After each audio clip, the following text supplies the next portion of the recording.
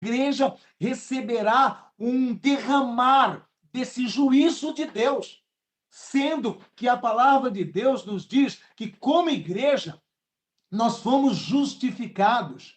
Fomos justificados porque nós somos igreja, porque recebemos Jesus Cristo como Senhor e Salvador da nossa vida. Nós somos igreja porque acreditamos no sacrifício expiatório da cruz do Calvário.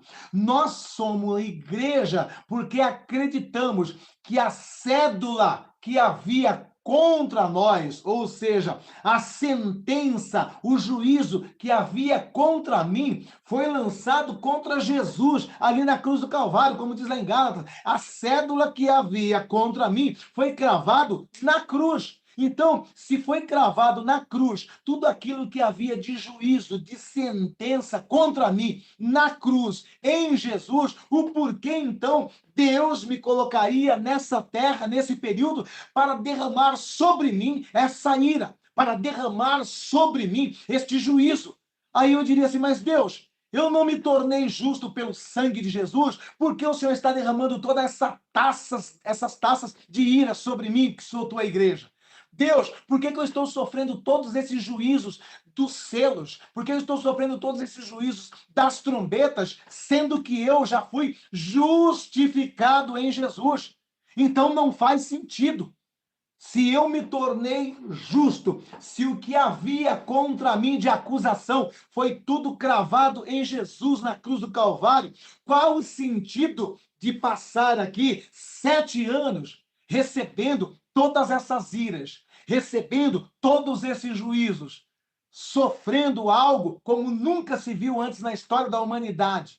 Não faz sentido, não tem uma lógica isso daí. Então, nós não nos colocamos aqui como pré-tribulacionistas por conta ou embasado em algum fundador de seita ou fundador de religião. Eu estou trazendo aqui o texto bíblico e estou deixando bem claro aqui que este texto de Tessalonicenses, 1 Tessalonicenses, capítulo 4, versículo 13 e 18, é muito claro e é muito objetivo e deixa aqui no texto uma distinção muito grande de dois eventos. Deixa muito claro, deixa muito objetivo, ok? Então, é importante, às vezes, perguntar para quem acredita que a igreja vai estar aqui para receber toda a ira e todo o juízo de Deus, o que eles fazem com esse texto aqui? O que eles fazem com esse texto aqui? Que diz que nós não vamos encontrar com Jesus nessa terra, mas nos ares. De que Jesus não vai pisar nessa terra, neste ato, mas estará nos esperando nos ares. E que simplesmente seremos transformados num abrir e piscar de olhos. Nós e nossos entes queridos que em Cristo já dormem no Senhor. Portanto, eu preciso deixar bem claro, estamos nos aproximando do momento em que vai acontecer este ato. Eu não prego para ninguém a volta de Jesus depois dos 7 anos da grande tribulação, porque nós acreditamos ali que ali será simplesmente um ato em que Jesus voltará a esta terra simplesmente para inaugurar o lago de fogo com o anticristo e o falso profeta e aprisionar o dragão, que é a serpente lá do Éden, por 1000 anos, purificar esta terra e implantar o governo milenar. E precisamos entender uma coisa, né? Neste período aí, a tratativa será em especial para com Israel, para com os judeus. É um tratamento, uma tratativa específica para com este povo. Nós precisamos distinguir judeu de igreja. Precisamos distinguir judeu de israelense, ou de israelita, ou de judaíta. Precisamos distinguir tudo isso aí. Então, em nome de Jesus Cristo, eu creio, sim, e a própria história da igreja deixa claro que, sim, a igreja pode, sim, passar por todo tipo de perseguição. Pode, sim, ter cristãos sendo queimados vivos, como está tendo nesse momento, como sempre teve nesses 20 séculos quase da igreja. Né? Podemos ver tudo isso acontecendo, mas precisamos distinguir tudo o que já aconteceu com a igreja nesses quase 20 séculos do que estará acontecendo nesse período chamado Grande Tribulação. Então, lembre-se de uma coisa, tá? É por isso que nós também deixamos claro que grande parte do que está descrito ali, ou quase a totalidade do que está descrito ali em Mateus 24, em Mateus 25, se refere justamente a este período, o período de 7 anos, o período da tribulação e da grande tribulação. Então, nós acreditamos que ali existem ali narrativas de Jesus nesse sermão profético que está se referindo sim ao chamado princípio de dores. E nós já explicamos qual é esta analogia que Jesus faz com respeito ao princípio de dores, que sim, vai ser permitido que a igreja sinta dores, que a igreja sofra algumas consequências nesse período determinado, designado por Jesus como princípio de dores, porque é uma alusão à mulher no ato de dar à luz. Então, nós sempre explicamos aqui, e ninguém melhor do que as mulheres ou mães que estão nessa live aqui, para entender e talvez até mesmo para explicar como que isso se dá no fisiologismo feminino. O que acontece? Uma mulher que está grávida, quando deu ali as 39, 40 semanas, ou próximo dos 9 meses, né? Vai começar a acontecer no organismo dessa mulher contrações. Essas contrações, ela começa de uma maneira leve. E essas contrações, ela promove dor. E essa dor, ela vai aumentando. Essas contrações também vão aumentando.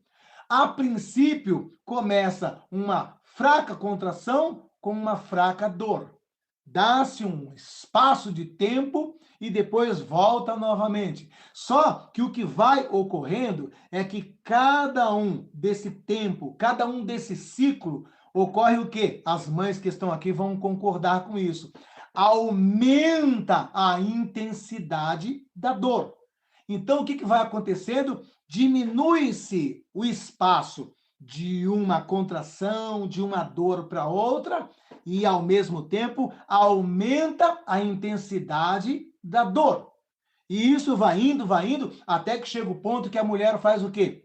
Para o esposo. Olha, vamos pegar aqui a malinha da criança, vamos pegar aqui a minha malinha, vamos entrar no carro e vamos para o hospital, porque está chegando o momento, ok?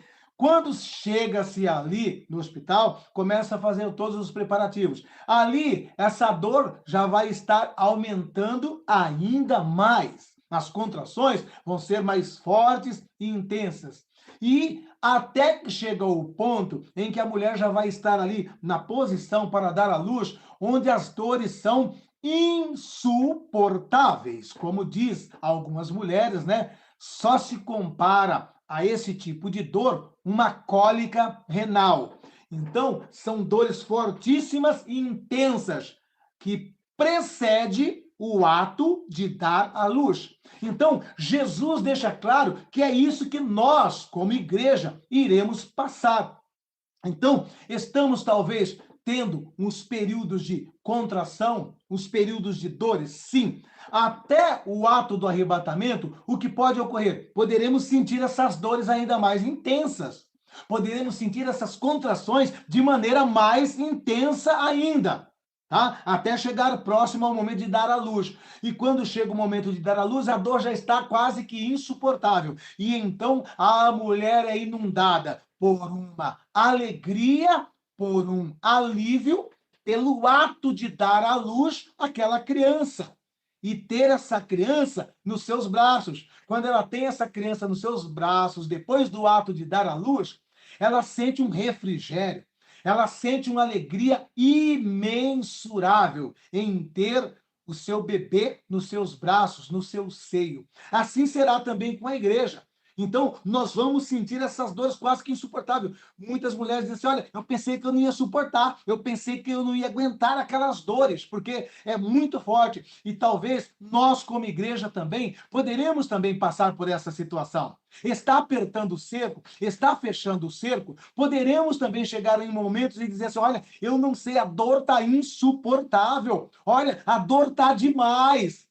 Será que eu vou aguentar? Será que eu vou suportar? Sim. E então, na medida e na proporção em que essa dor se intensifica, assim como a mulher entende que está faltando já aí agora minutos para dar à luz, a mesma coisa é nós como igreja. Na medida em que aperta o cerco, em que começaremos a ver em todos os cantos do mundo cristãos sendo presos, cristãos sendo perseguidos, aumentar o número de cristãos sendo executados, saberemos, a dor está insuportável. Falta poucos minutos para dar à luz. E nós estamos encaminhando para isso. Vocês precisam entender que a liberdade ao culto, a liberdade a pregar a palavra de Deus, a liberdade de se apresentar como um cristão, a liberdade de defender os valores cristãos está se apertando.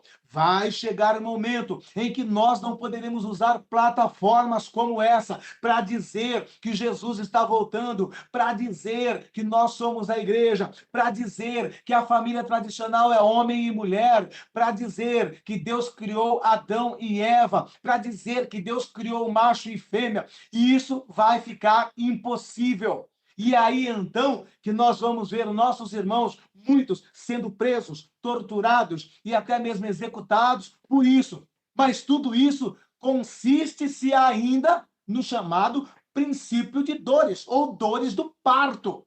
Então, o que eu entendo é que nós já estamos encaminhando para aquela dor que vai se tornar quase que insuportável. Para nós, aqui no Brasil, ainda está suportável. Já existem inúmeros países ao redor do mundo, países de dimensões continental, como a China, com quase um quarto da população mundial, que já sofrem tudo isso daí, que já estão literalmente vivendo a dor intensa do parto.